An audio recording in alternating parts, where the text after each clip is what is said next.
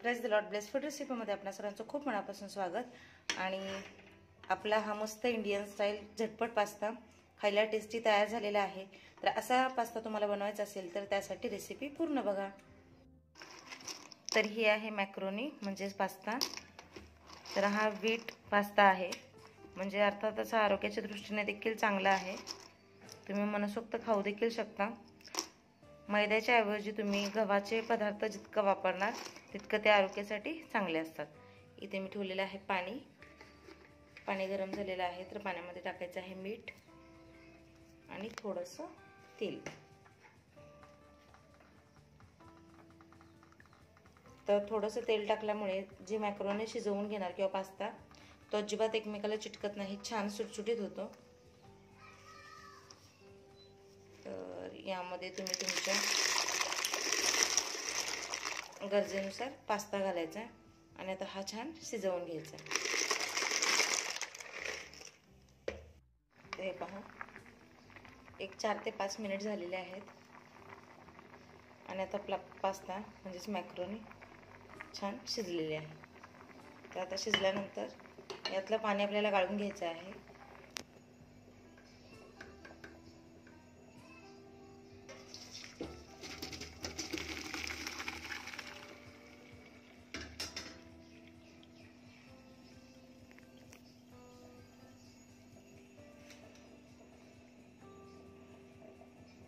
तर एका चाळणीमध्ये असं गाळून घ्यायचं आहे, जेणेकरून यातलं सगळं एक्स्ट्राचं जे पाणी आहे ते निघून जाईल आणि आपल्याला मस्त आपला परफेक्ट पास्ता म्हणजेच मॅक्रोनी भेटेल।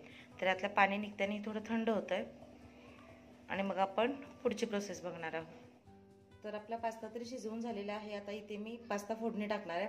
तर अगदी मोजकं साहित्य लागतं, जसं आपण उपमा किंवा पोहे बनवतो तसंच। तर अगदी सिंपल इंडियन पद्धतीचा पास्ता बनवत आहे मी। तर इकडे घेतलेला आहे एक बारीक चिरलेला कांदा, बारीक चिरलेला टोमॅटो, तर हिरवी मिरची घेतलेली आहे आणि जिरे। एक पॅन घेतलेला आहे, पॅन गरम झाला की त्यामध्ये 2 चमचे तेल आणि थोडंसं बटर। तर बटर ऑप्शनल आहे, तुम्ही नुसतं तेल घातलं तरीही चालेल, पण बटरमुळे टेस्ट छान येते म्हणून मी इकडे थोडं बटर घातलेलं आहे। बटर छान मेल्ट होऊ देत।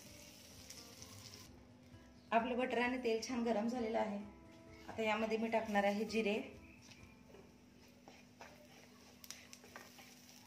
तडतडले की त्यामध्ये टाकायचं आहे हिरवी मिरची। तर हिरवी मिरची तुम्ही तुमच्या अंदाजे किंवा आवडीनुसार टाका। तुम्हाला जास्त तिखट आवडत असेल तर जास्त टाका, कारण यामध्ये आपण थोडा गरम मसाला देखील टाकणार आहोत। तर हे पूर्णतः तुमच्या आवडीवर अवलंबून आहे आणि पास्ता किती प्रमाणात घेतलेला आहे त्या प्रमाणात देखील घालायचं आहे। मिरची छान परतली की मिरची नंतर आपण टाकणार आहोत कांदा छान सॉफ्ट होईपर्यंत भाजून घ्यायचा। तर हा पास्ता बनवायला खूप सोपा आहे आणि चवीला तितकाच छान लागतो। तर रोज रोज तेच पोहे, उपमा, शिरा खाऊन आपण कंटाळतो। तर नाश्त्यासाठी एक हा जरा वेगळा पण चवीचा ऑप्शन आहे। आणि इथे मी गव्हाचा पास्ता वापरल्यामुळे तो अर्थातच आरोग्याच्या दृष्टीने देखील छानच आहे। तर कांदा लवकर भाजण्यासाठी चिमटभर मीठ टाकायचं आहे। मिठामुळे कांदा पटकन भाजतो, वेळ लागत नाही आणि जवळपास मी माझ्या प्रत्येक व्हिडिओमध्ये सांगत असते। तर माझे इतरही व्हिडिओ तुम्ही बघितले नसतील तर बघा, खूप छान छान रेसिपीज आहेत।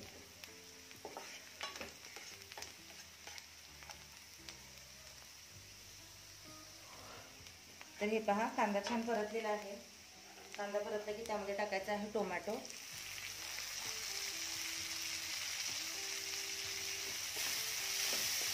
टोमॅटो देखील छान सॉफ्ट होऊ द्यायचा।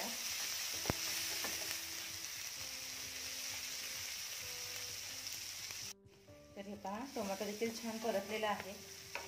टोमॅटो छान परतला की त्यामध्ये मी टाकत आहे अगदी अर्धा चमचा गरम मसाला। गरम मसाला टाकल्यानंतर छान परतून घ्यायचा आहे आणि यामध्ये मी टाकत आहे मॅगी मसाला। मॅगी मसाल्यामुळे चव छान येते, त्यामुळे मी टाकत आहे। तुम्हाला हवं तर यामध्ये तुम्ही थोडीशी मिरची पावडर देखील टाकू शकता, पण मी ती मिरची घातलेली आहे त्यामुळे मी टाकलेली नाही आहे. तर मॅगी मसाला आणि गरम मसाला टाकल्यामुळे त्याला पुरेसा तिखटपणा येतो आणि चव देखील छान लागते. आणि अगदी थोडंसं म्हणजे अर्धा चमचा टोमॅटो केचप. तर हे देखील पूर्णतः ऑप्शनल आहे.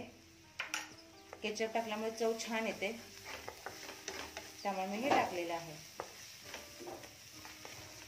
छान परतून घ्यायचं आणि यामध्ये आपण टाकणार आहोत आपला शिजलेला पास्ता.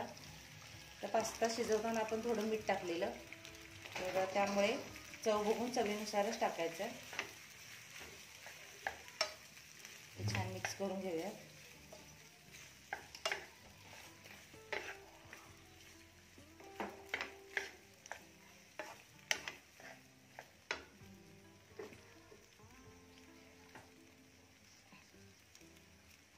मीठ टाकून छान मिक्स करून घ्यायचं. तर मॅक्रोनी किंवा पास्ता शिजवताना एक लक्षात घ्यायचं आहे की आपल्याला हे अति जास्त देखील शिजवायचं नाही आहे, म्हणजे ओव्हर कुक करायचं नाही आहे किंवा कच्चं देखील ठेवायचं नाही आहे. तर परफेक्ट हे शिजलेलं आहे, कारण याचा आकार तुम्ही बघू शकता आहे तसं राहिलेलं आहे.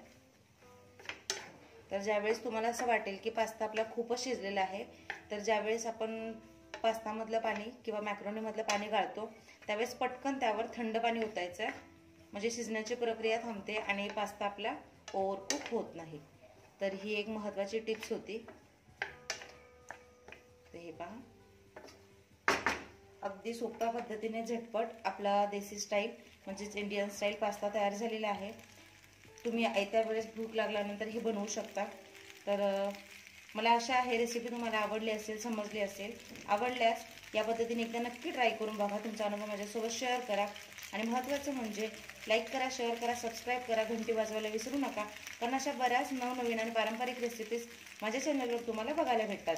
यामध्ये तुम्ही तुमच्या आवडीनुसार चीज घालू शकता किंवा कोणतेही हर्ब्स घालू शकता, कोणताही एक्स्ट्राचा मसाला घालू शकता. पण हा अगदी झटपट आणि अगदी सोप्या पद्धतीने चवीला भारी सगळ्यांना करणं अगदी सहज शक्य होईल असा पास्ताच म्हणजेच मॅक्रोनी मी दाखवलेली आहे. तर एकदा नक्की ट्राय करून बघा आणि छान छान कमेंट्स करा. भेटूया नवीन रेसिपीसह पुढच्या व्हिडिओमध्ये. तोपर्यंत स्वस्त रहा, मस्त खा आणि माझे व्हिडिओ बघत राहा. Bye bye.